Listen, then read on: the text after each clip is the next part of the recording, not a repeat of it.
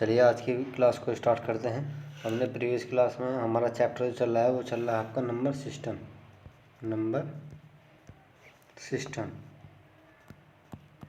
ठीक है, जिसे आप लोग हिंदी में जानते हो संख्या पद्धति। ठीक है, ये जो आपकी क्लास होगी ये हिंदी और इंग्लिश दोनों बाइलिंगुअल होगी। ठीक है, तो हम पढ़ रहे थे भाई आपका, हमने प्रीवियस क्लास में पढ़ लिया था आपका नंबर सिस्टम। तो आज हेडिंग लगा लेंगे आप लोग। ठीक है, आज हेडिंग लगाएंगे।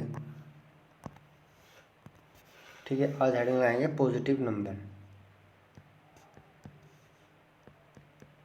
ठीक है, पॉजिटिव इंटीजर। ठीक है, पॉजिटिव इंटीजर जो होता है वो आपको दो पार्ट में डिवाइड होता है। कितने पार्ट में डिवाइड होता है? Positive integer divide into two parts, into two parts में होता है। ठीक है, अब पहले क्या होता है उसमें लिखेंगे, फर्स्ट आएगा आपका प्राइम नंबर।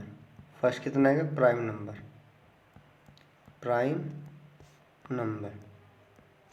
प्राइम नंबर को जैसे आप हिंदी में जानते हो अभाज्य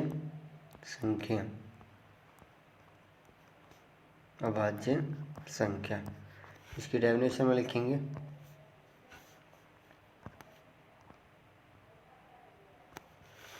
ठीक है, तो इसमें आएगा नंबर हैविंग ओनली एंड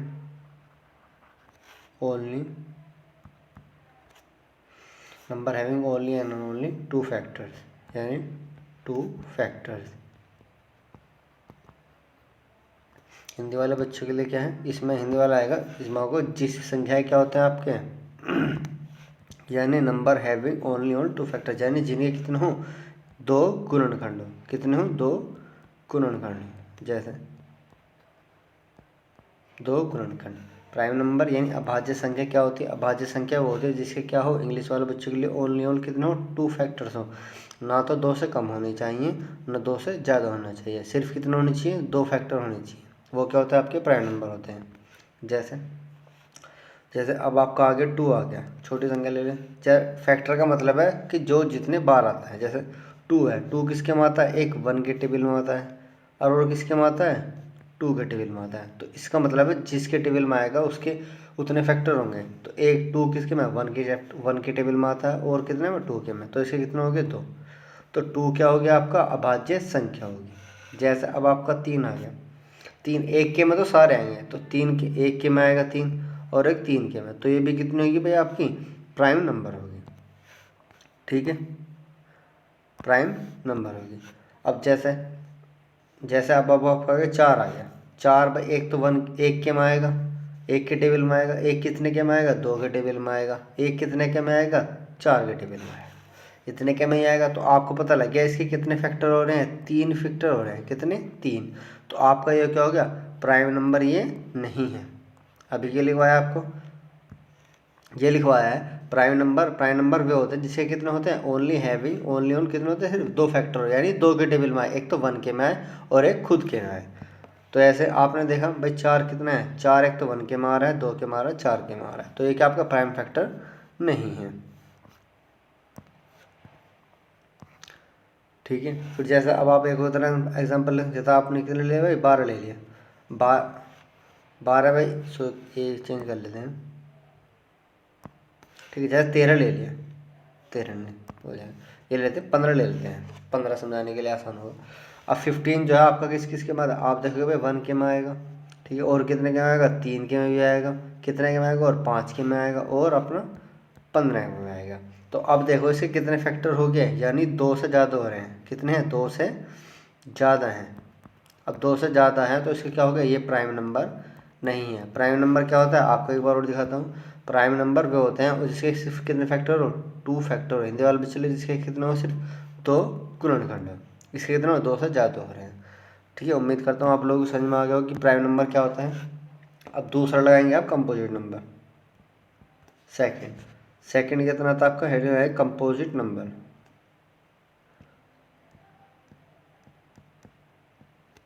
ठीक ठीक है, COMPOSIT, composite number. Composite number, composite number क्या होता है? कंपोजिट नंबर लिखेंगे, इसकी डेफिनेशन लिखेंगे। कंपोजिट नंबर क्या होता है? नंबर हैविंग, ठीक है, number having more than 2 factors. Hindi वाला बच्चे जिसके कितना हो भाई? 2 से ज़्यादा गुणनखंड हो, 2 से ज़्यादा गुणनखंड हो। मैंने क्या बताया? मैंने बताया कंपोजिट नंबर होता क्या है? कंपोजिट नंबर होता है number having more than 2 factor, यानी जिसके कितने हो, यानी 2 से ज़्यादा गुणनखंड हो, वो क्या था? आपके कंपोजिट नंबर होता है। जैसे जैसे अब आपका हो गया, इसमें मैंने लिखवाया है भाई, देखो ना तो 2 होने चाहिए, कितने होने चाहिए? मोर देन 2, यानी 2 से ज़्यादा फैक्टर होंगे तो कंपोजिट नंबर होगा, 2 से कम होंगे वो अलग बताएंगे उसका। देखो अब जैसे अब आपका आ गया, ये आ गया 6। 6 किसके में आएगा भाई? 1 के में आएगा। और किसके में आएगा? 2 के में आएगा। और किसके में आएगा? 3 के में आएगा। और अपना किसके में आएगा? ये 6 के में आएगा। अब देखो इसके 2 तो वेक्टर है नहीं, तो ये प्राइम नंबर तो नहीं है, ठीक है। आपने देखा 2 से ज़्यादा है, तो अगर दो, उसके लिए कंपोजिट नंबर के लिए ना तो 2 फैक्टर होने चाहिए, 2 से ज़्यादा होने चाहिए। कितने होने चाहिए? +2 होने चाहिए। तो अब देखो इसमें 2 से ज़्यादा है, कितने हैं? 4।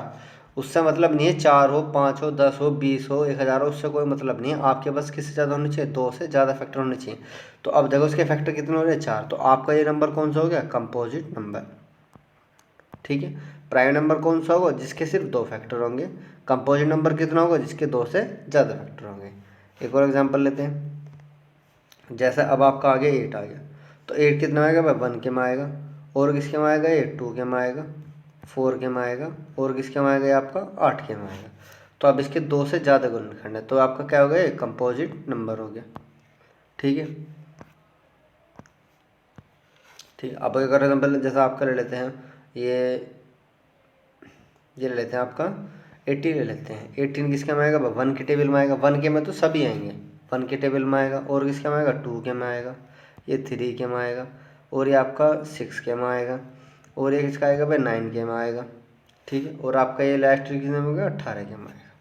तो आपको पता लग गया इसके फैक्टर कितने हो रहे हैं, यानी 2 से ज़्यादा हो रहे हैं।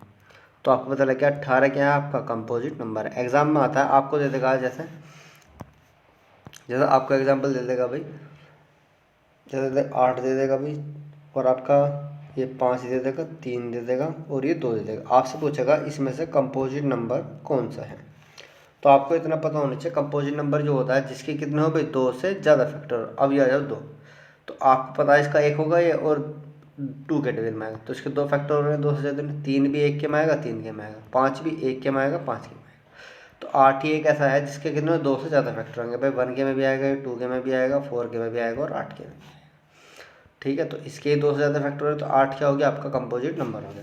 बाकी ये 5 3 2 आपके क्या हैं? ये आपके प्राइम नंबर हैं। प्राइम नंबर किस लिए हैं? क्योंकि इनके सिर्फ कितने फैक्टर हो रहे हैं? 2 हो रहे हैं, 1 5 1 3 1 2, यानी 2 फैक्टर होंगे तो आपका प्राइम नंबर होगा, 2 से ज़्यादा होंगे तो आपका कंपोजिट नंबर होगा। आशा करता हूँ कि आप लोगों को कंपोजिट नंबर समझ में आ गया होगा, ठीक है। फिर बताता हूँ, एक नोट स्टार बना के पॉइंट लिखेंगे कि 1 इज नाइदर, ठीक है, 1 is neither prime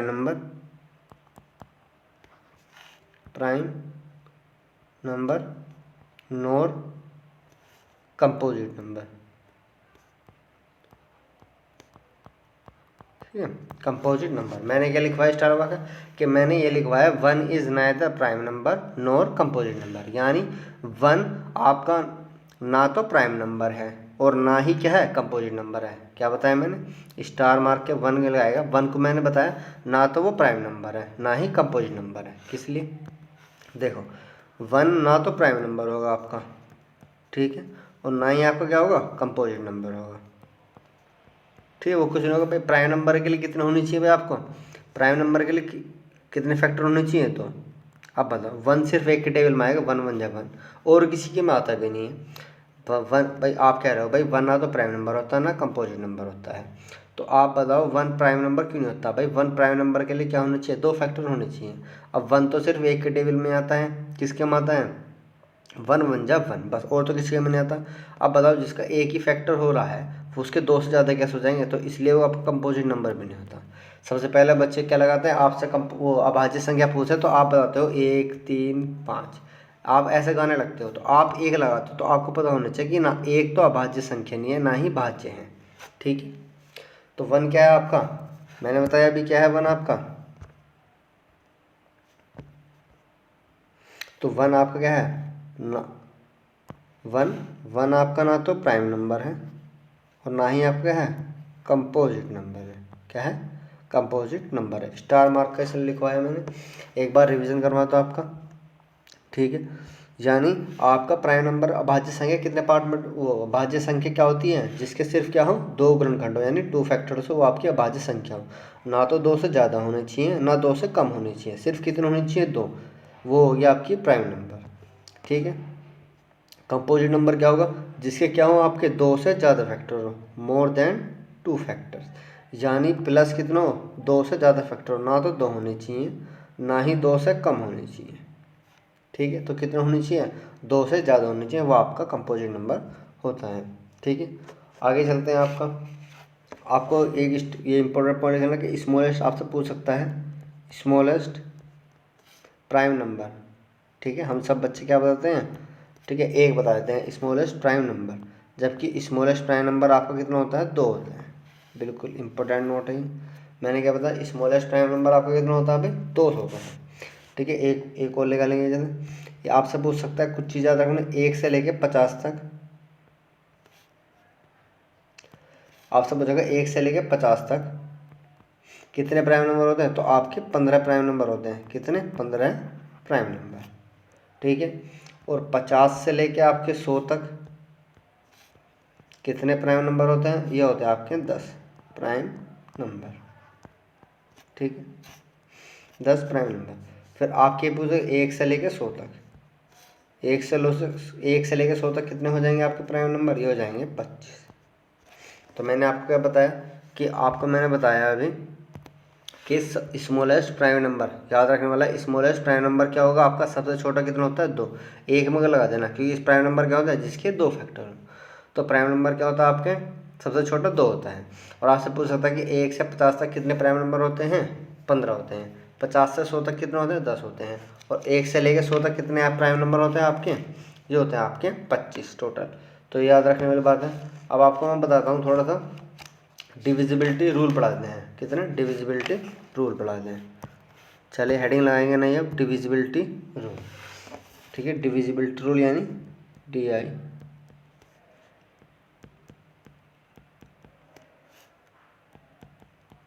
divisibility rule. ठीक है, डिविजिबिलिटी रूल हेडिंग लगा लेना। ठीक है, अब मैं आपको बताता हूँ कि कौन सी संख्या किस संख्या से कटेगी। ठीक है, जैसे 2 से क्या होता है लास्ट, यानी 2 से कौन सी संख्या कटेगी इसका मतलब है, तो लास्ट डिजिट मस्ट बी कितनी नीचे आपकी, ये होनी चाहिए आपकी 0 2 4 6 8, ये यानी 2 से कौन सी संख्या कटेगी, जिसकी भी लास्ट में आपकी कितनी होगी, लास्ट डिजिट कितनी होगी आपकी 0 2 4 6 8, यानी लास्ट की डिजिट कितनी भी हो इनमें से कोई सी भी संख्या की लास्ट में होगी तो आपकी वो किससे कट जाएगी, 2 से कट जाएगी। जैसा आप मैंने देखा 2 4 5 6 आ गया, कितनी बड़ी संख्या है 5 2 8 लगा लो आप। ठीक है, कितनी बड़ी संख्या है तो आपको ये 2 से भाग करनी है। ठीक है, तो आपको पता होना चाहिए कि 2 से कटेगी नहीं कटेगी। तो अब मैंने बताया लास्ट की डिजिट कितनी होनी चाहिए, इनमें से होनी चाहिए, तो आपने देखा 8, तो ये 2 से कट जाएगी। किसी को यकीन नहीं आ रहा तो आप काट के दे सकते हो भाई, 2 एकम 2 जाएगा, ये 2 दूनी 4 जाएगा, एक इधर जाएगा, 2 छिक्का 12 आ जाएगा। ठीक है, 2 दूनी 4 आ जाएगा, 2 दूनी 4 एक इधर, 2 अट्ठे 16 आ जाएगा, 2 अट्ठे 16 2 चौके 8, 2 से पूरी कट गई। ठीक है, अब आगे रूल लिखते हैं। अब रूल लिखते हैं भाई आपका आगे। ठीक है, अब रूल लगते हैं आगे। आगे रूल लिखना भाई 4 का, ठीक है भाई। ये 3 और 9 का रूल होता है सेम, तो इसे मैं एक साथ पढ़ाऊंगा, तो अभी लिख लेना 2 4, फिर आप 3 9 का एक साथ लिखवा दो मैं दोनों को क्या होता है, ठीक है। 4 का रूल क्या होता है, इसमें क्या होनी चाहिए, last 2 digit, last 2 digit divisible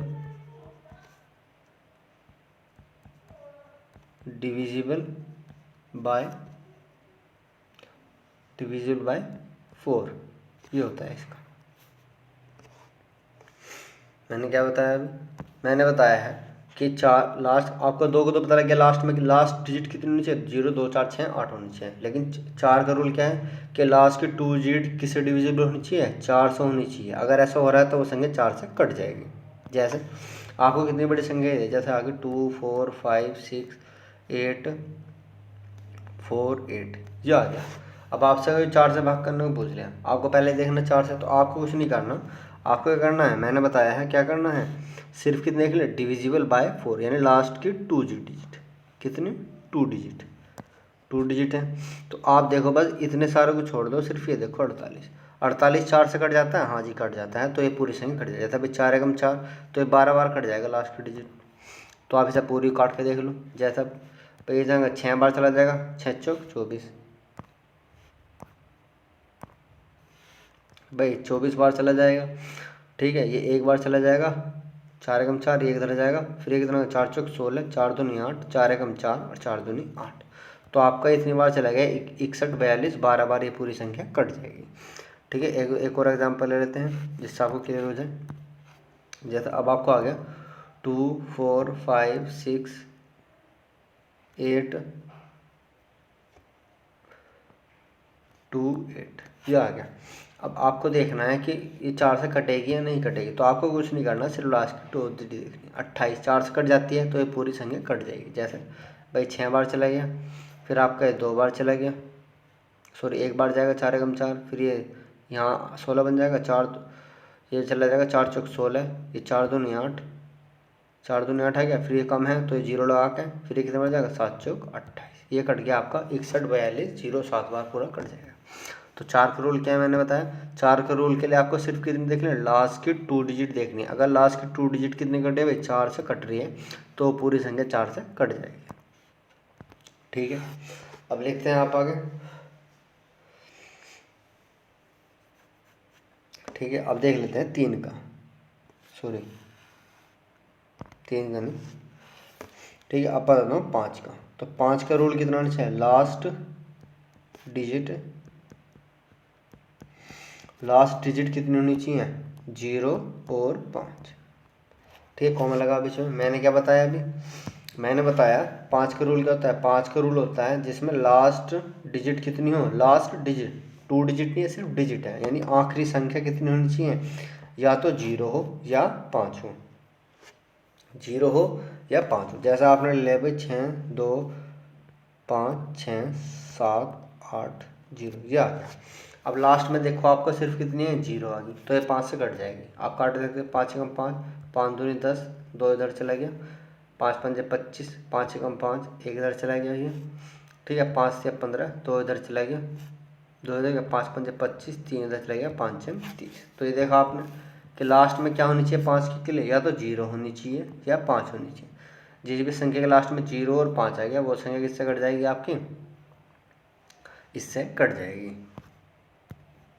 ठीक है। आगे आगे देखते हैं भाई, ठीक है। 5 आ गया, 6 का भी बताऊंगा, चाहे पहले 3 का बताऊंगा। 7 का रूल देख लीजिए, 7 का रूल होता है यानी लास्ट डिजिट का 2 गुना करके रिमेनिंग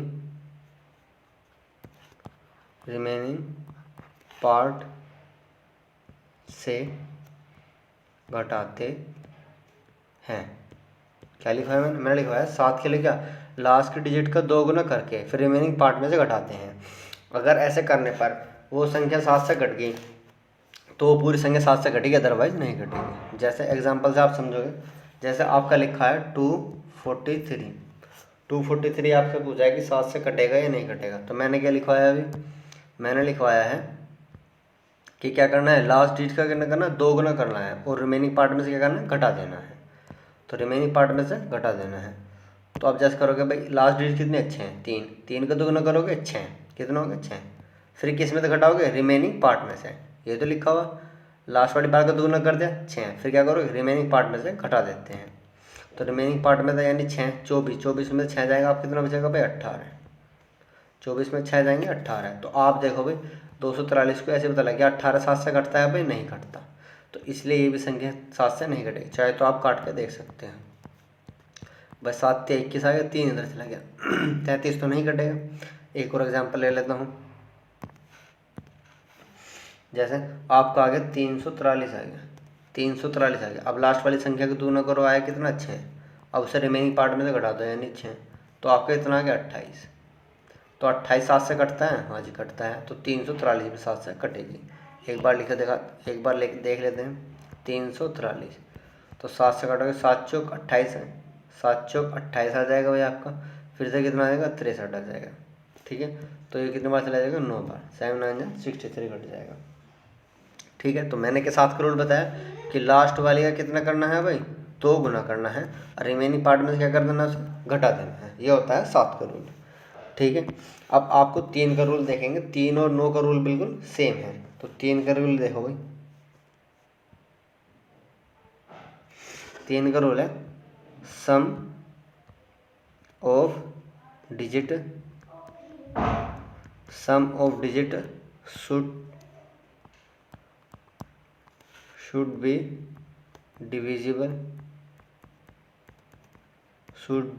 डिविजिबल बाय 3। यही 3 का रूल है, और यही सेम किसका रूल है भाई, आपका 9 का रूल है। ठीक है, तो 9 और इसका आपका रूल कितना है भाई, ये सेम है। 9 का रूल, 3 का भी रूल है कि उसकी सम ऑफ डिजिट किससे कटनी चाहिए, यानी 3 से कटनी चाहिए। ऐसी सम ऑफ डिजिट किससे कटनी चाहिए, 9 से कटनी चाहिए।